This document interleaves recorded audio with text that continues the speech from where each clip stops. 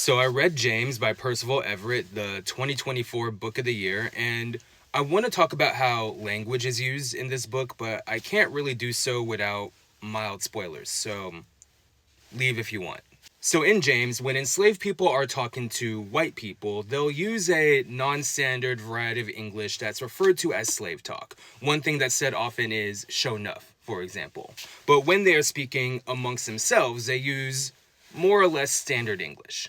And in this book, slave talk is certainly exhausting, it's certainly a performance, it's certainly inauthentic. But what I found interesting is that standard English, or something that's closer to what we would call standard English, isn't necessarily presented as better or smarter. At least, that's not what I took from it.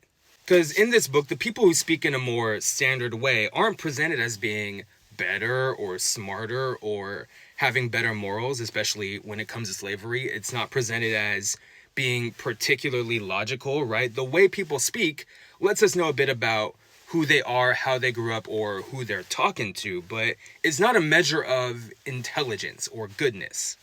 And the main ones who see slave talk as a marker of a lack of intelligence are white people looking down on enslaved black people. And I'm sure at least some of the enslaved characters in this book have negative opinions about slave talk, but they also see the work that goes into it, right? There's grammar, there's syntax, they teach lessons, right? There's a correct way to sound incorrect, right? The white people in this book really can't see that, right? They can't see the bilingualism, right? To them, it's bad grammar, it's less intelligence, it's how slaves talk.